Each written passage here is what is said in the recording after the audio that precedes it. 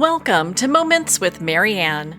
This is your host, Marianne Pastana, and we're here today with special guest, Joe Davis, who's here to share with us his Nautilus award-winning book, The Generous Leader: 7 Ways to Give of Yourself for Everyone's Gain. So is it possible to lead with heart in a high-performance workplace and still win? Well, today's guest is here to share with us just that. Joe Davis served as Managing Director and Senior Partner at BCG.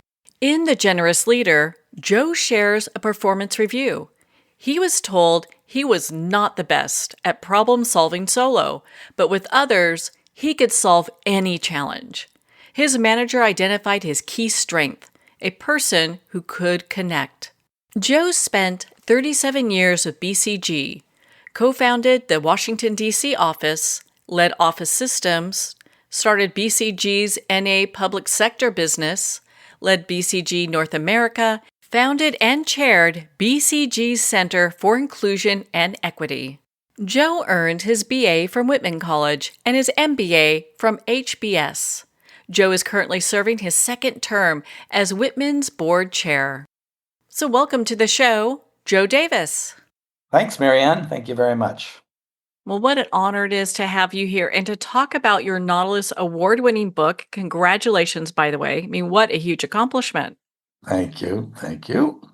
Why don't we just dive in? I mean, what inspired you to write this book, and why is this so important today? Well, those are 2 different questions. I'll be careful not to. So why I wrote it, first off, I ran BCG North America, Boston Consulting Group, it's a consulting firm, during COVID times. And those were interesting times for leaders across everywhere, as you know.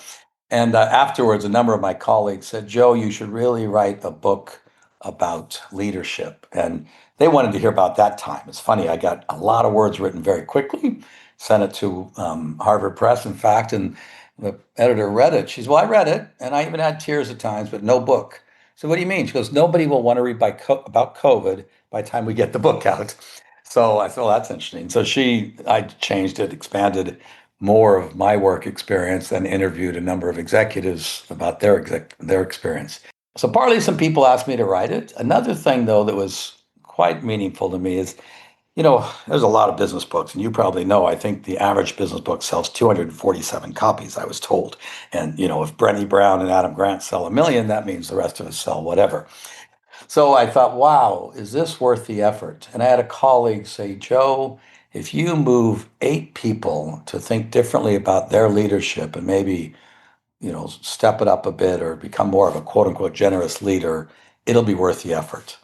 So that's what I think really inspired me, is a chance to share my message with whomever, will engage with me. Others can engage with Adam Grant, others can engage with Brené Brown, Rachel Scott, you can go on and on, but, we'll all touch different people.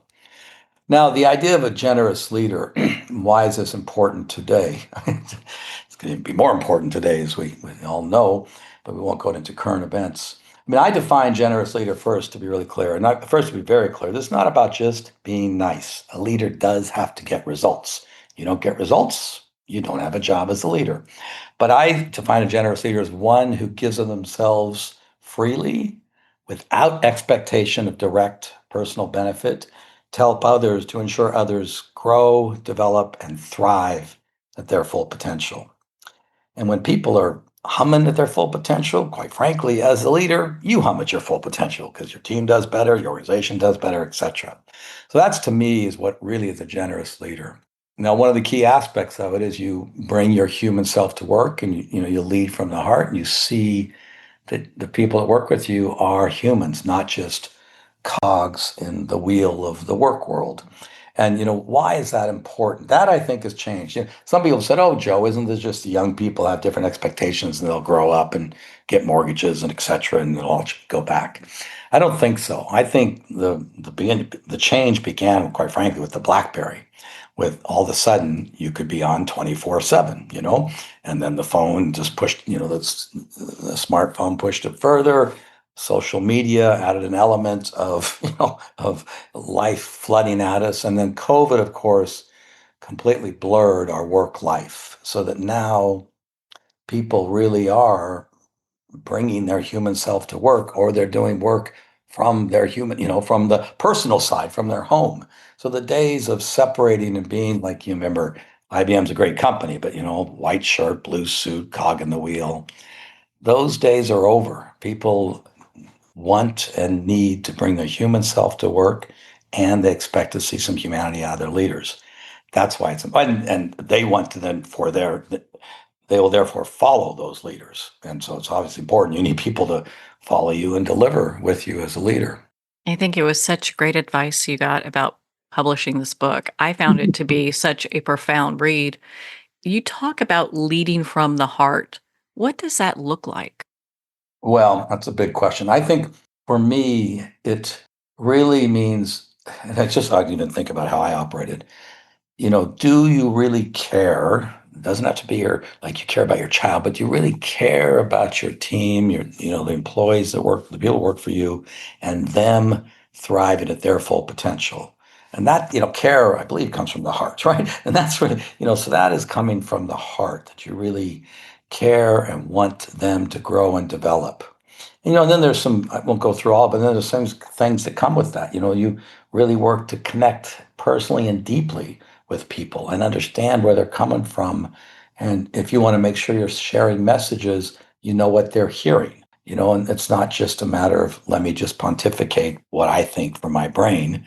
That's an example. I mean, I can go through other examples of what it looks like. I mean, I'll tell another one. I use the word generous inclusion, and I don't mean that in this context as DE&I. That's very important. We can talk about that separately, but I do mean that a real leader includes people across the organization, up and down the organization, engages with them, listens to them, asks them questions.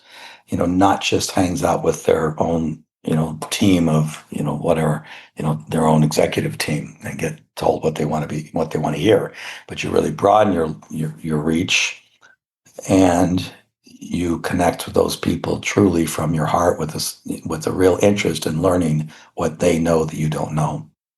So those are examples of what I mean by it. Well, thank you. I appreciate you sharing that with us.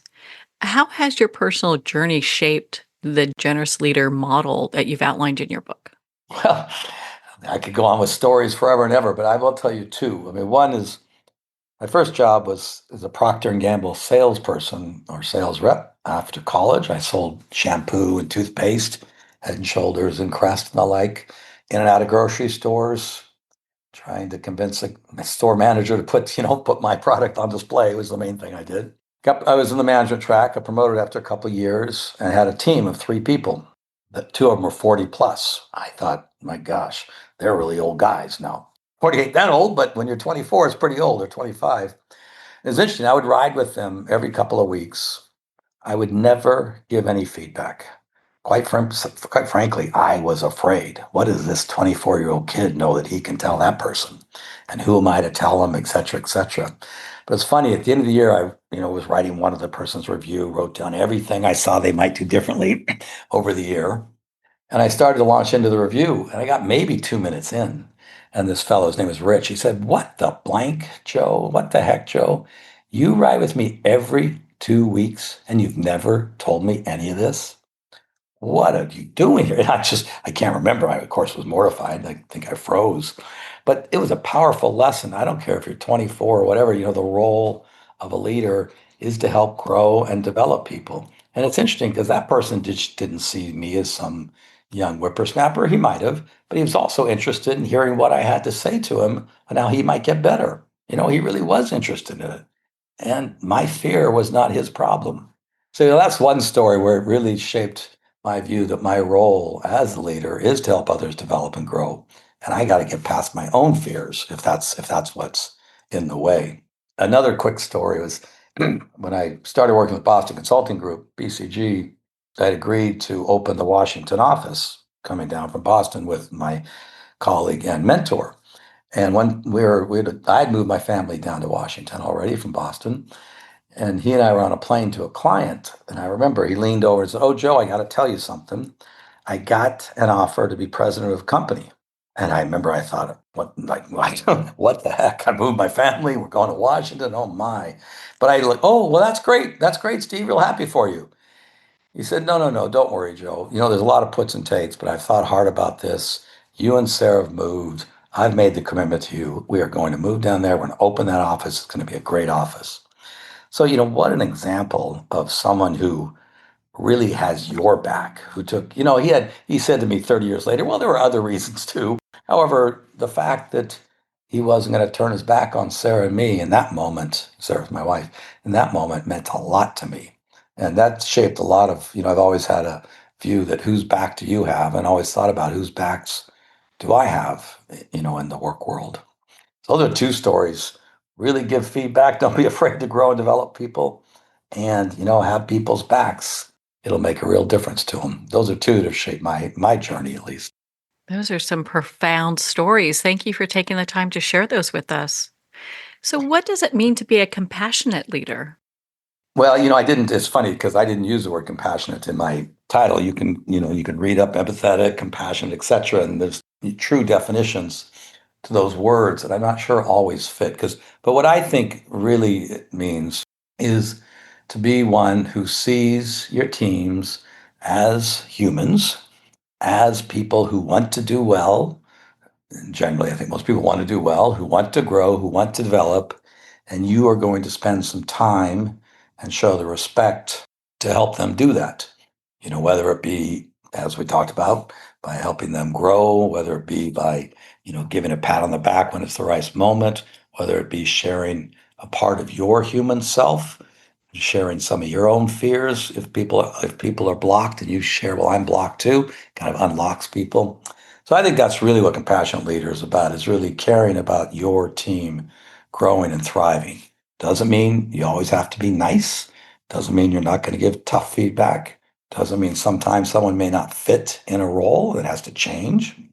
But that's all part of being compassionate, is getting people where they really can thrive. If they're in the wrong place, having them move is more compassionate than not. And keeping somebody in a spot where they're not thriving. No, it's horrible. It's just unfair. But sometimes people are so afraid. Oh, but man, we don't want to change. We don't want to move them on. We don't want to let them go. Okay, but we're not doing them any favors having them here where they aren't really going to do their best. And therefore, it goes home at night. They don't feel good about it. Oh yeah, that's such great advice, and a lot of people don't think of it that way. And I so Oh, appreciate your book because it really brings a very honest conversation to what leadership can look like. yep, yep. Thanks. In your book, you mentioned that generosity must be given without expectation. How do leaders balance that with business performance goals? Well, I have an easy answer for that. So I actually think the two go together. So that's how they balance. So let me, first, I think I've already said, a leader does have to get results. You don't get results, you're out of the job. It's as simple as that. And I was once talking with a guy named Joaquin Duato, CEO of Johnson and Johnson, J&J. He had said to me, he said, Joe, the leader does have to get outcomes. One can never forget that. But the sooner they learn to move past themselves as the center and tap into and unleash, is the word he used, all the human capabilities of those with whom they work, the sooner they will get to those outcomes.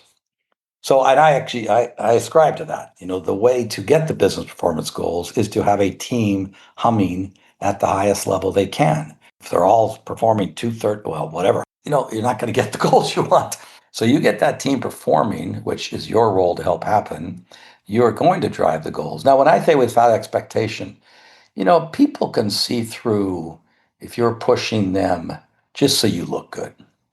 You can see that. And if that's your motivation is, oh, I want to get the next promotion. I want to look good. I want to be a star. They're going to smell it. They're going to feel it.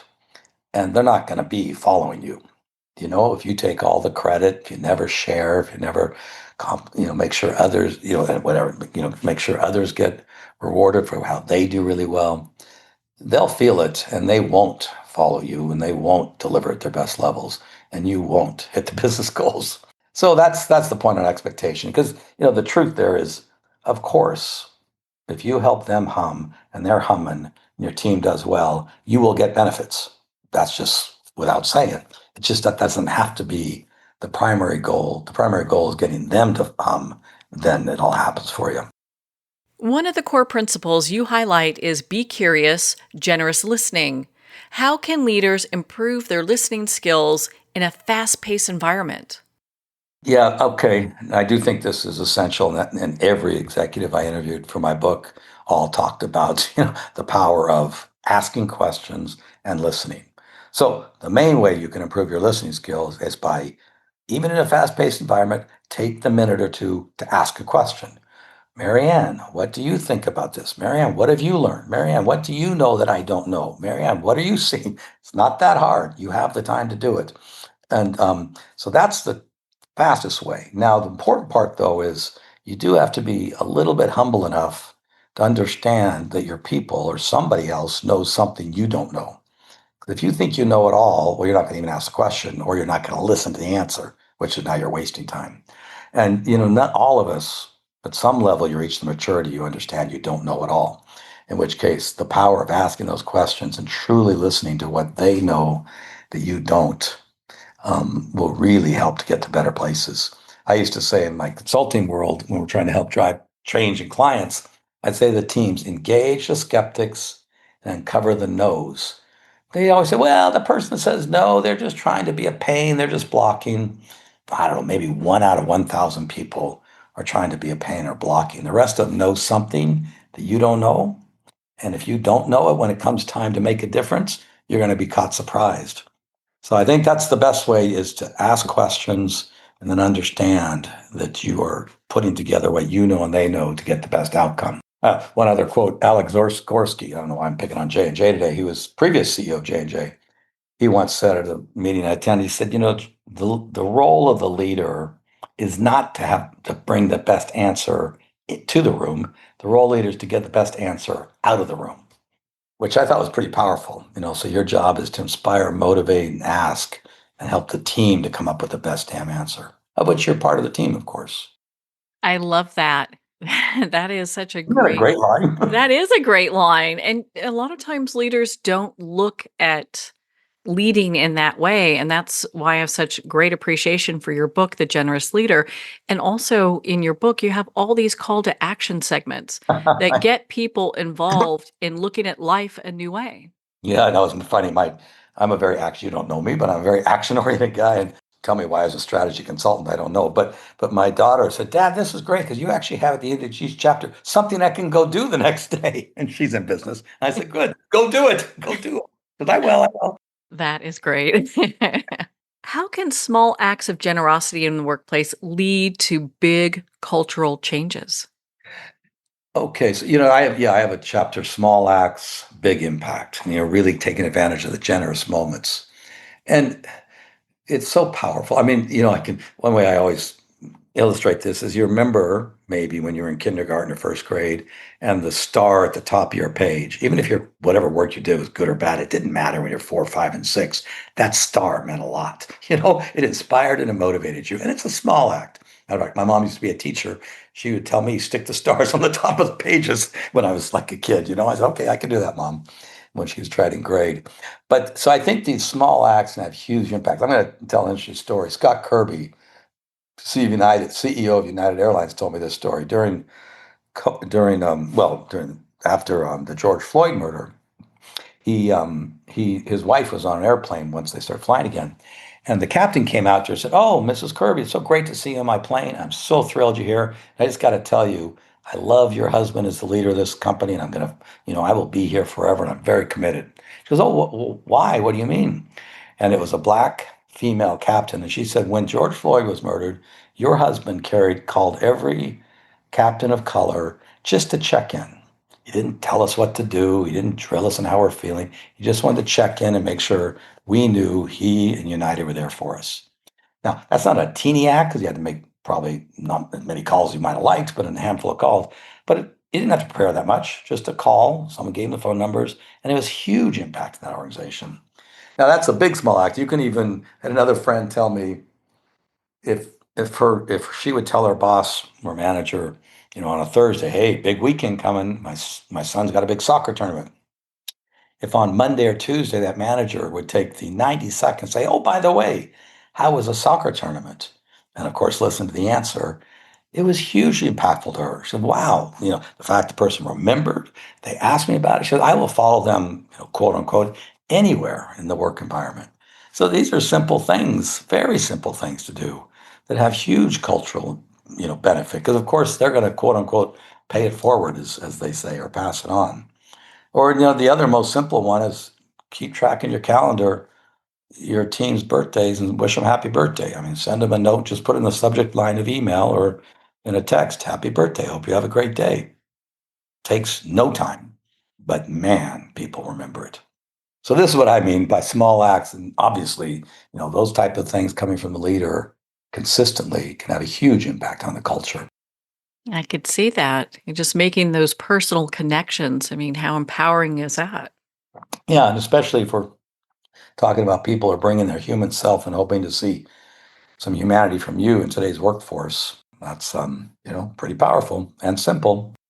Well, it seems that younger professionals are requiring that with the different jobs that they have. Right. They're looking for that connection. So, what advice would you give young professionals who want to be a generous leader but feel the pressure to conform to these outdated leadership models? Yeah, well, first off, I hope the outdated, although you'd say some public figures right now aren't really, they're not role modeling what I believe, but I hope the outdated models do become more and more outdated. I think your teams are going to require it. But I think, what a young professional can do, the simplest way to start, quite frankly, is just this whole listening that we talked about. If you as a leader ask questions and listen to the answer, you show massive respect to another person. It's not that hard, and you are better for it because now you know more information you didn't know before. So it's just a very simple action item. And I don't think asking questions is that's not against the outdated leadership model. I mean, the part about, oh, I need to have all the answers, um, that's the old school. But even there, I mean, this is something, I believe people should bring their authentic self, maybe show some vulnerability at times. When they do, it unleashes others if they feel blocked. But a simple way to do that is just a simple, I don't know. I mean, a friend once told me, I asked him, well, when did you cross your line and show more vulnerability? And this was a black male. He said, oh my gosh, Joe, I was always afraid to say to my team, I didn't know. Because I'm supposed to be the boss. I'm supposed to know everything, blah, blah, blah. He said, but I'll tell you, if the team is talking and I'm in the room and I can see they're about to get stuck and ask me what direction, and I don't know the answer, he said, I'll leave the room before I'll get stuck with the question. How productive is that? I mean, now I just wasted time. And he said, one day I just realized this is ridiculous. So he crossed his line just a little bit and stayed in the room and said, well, guys, I don't know either. He said it was amazing, the energy. Oh, wait, you don't know? The boss doesn't know? None of us know? And this creative energy just burst because now all of a sudden they said, it's okay not to know. It's okay to be stuck. And how do we work together to figure it out? So, there's simple ways to even show humanity or authenticity, as simple as saying you don't know something. But that would be my quick do, ask questions and listen and maybe say, I don't know once in a while when you don't have the answer and enable your team to work with you to solve it. That really just drives that teamwork where people are Yeah. more included. What would you like readers and our listeners to take away from your book? Well, I think the main thing I want people to take away is that I do believe it's not just the young people are different. Work and life have blurred. The technology started it, COVID put it over the edge. And people need to bring their human self, want to bring their human self, are bringing their human self to work, and they want to see a human self from their leader. So, just bring some of your humanity, figure out whichever traits you want to share to your teams. They will appreciate it. They will grow. They'll probably deliver more than you expect them to deliver, which of course benefits you. Joe, where can our listeners connect with you and learn more about the generous leader? Well, if you want to connect, I mean, I have a website. You can connect through there. But I think the easiest thing, I do check LinkedIn. I check the messages on LinkedIn. Since you can follow me on LinkedIn if you want, but you also can send me a message, and I will reach back out and I'll give you my email. We'll connect that way because I find that more effective. Well, Joe, thank you so much for taking the time to be on the show with us here today. Thank you, Marianne. I really, really had a lot of fun. Well, thank you, Joe. It's been such an honor to spend this time with you and to talk about your Nautilus award-winning book, The Generous Leader. Make sure to connect with Joe at his website, joedavis.com, for more information on his work and to be part of his community. Well, we're at the end of our time today. I'd like to thank everyone for tuning in. You've been listening to Moments with Mary Ann, where we make every moment count.